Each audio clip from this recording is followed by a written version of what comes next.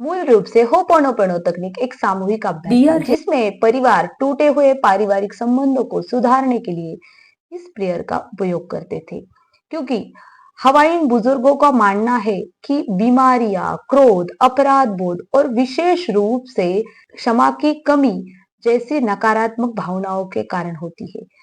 तो परिवार के सदस्यों के बीच अच्छे संबंधों को बहाल करना और बनाए रखना तथा समस्याओं के स्रोत का पता लगाकर उनको ठीक करना, इसीलिए ये हवाइन प्रेयर यूज की जाती थी।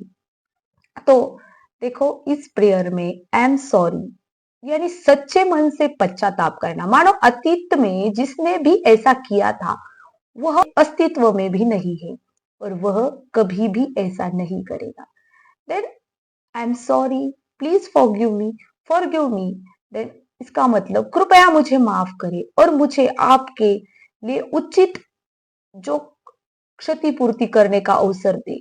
यदि मैं कर सकता हूं इसमें, मैं आपको ठीक कर दूंगा। यदि संभव हुआ तो मैं आपकी भरपाई भी करूंगा। Then I am sorry, please forgive me, thank you. तो पीड़ित होना पीड़ित करने वाले से बेहतर नहीं है। हमें खुद को आक्रोश से मुक्त करना चाहिए। इसके लिए हम ईश्वर से हमें संतुलन में लाने के लिए प्रार्थना करते हैं। अगर हमें लगता है कि कुछ कमी थी तो हम भगवान को इसका ख्याल रखने देते हैं और हम बिलों का भुगतान मान लेते हैं। कृतज्ञता, इसका मतलब है परिणाम से खुश होना और इसका मतलब है प्यार, प्रशंसा के इस सिद्धांत में खुशी खुशी और सिर्फ खुशी को स्वीकार करना और खुशी को बहाल करना। तो इस प्रार्थना द्वारा अगर मैंने आज किसी को दुख पहुंचाया है या मेरे विचारों या शब्दों कर्मों से किसी दूसरों का उसकी जरूरत में वो असफल हुआ है, तो मुझे उसका बहुत ज्यादा पश्चाताप है। अगर मैं उन कदमों को फिर से उठाऊं तो मैं उसके लिए प्रायश्चित करूंगा और उन दुखों को प्यार से ठीक करो।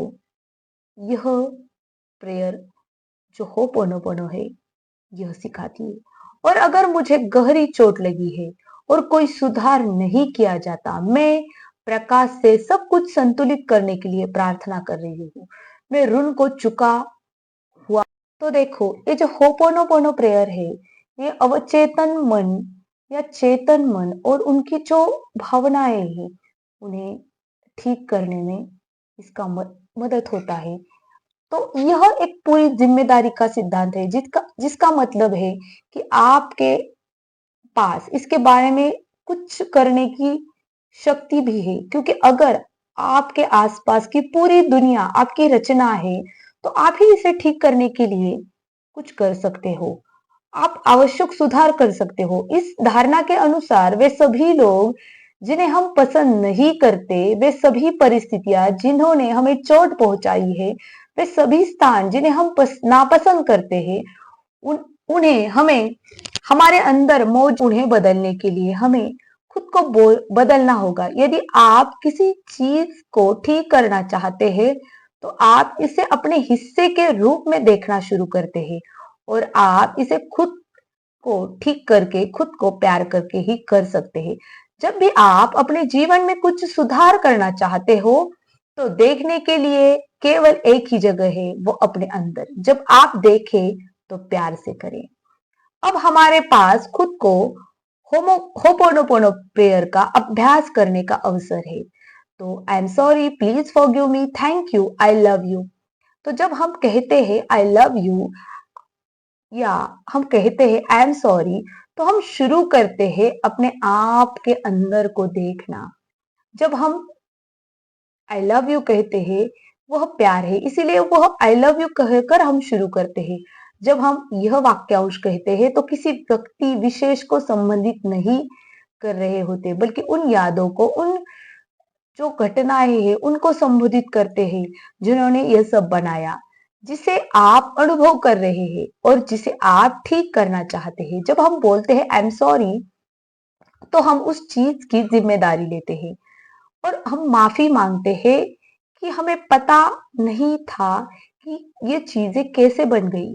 फिर भी हमें समझने की जरूरत है कि ये कैसे बन गई, लेकिन आप उसके लिए खेद व्यक्त करते हैं।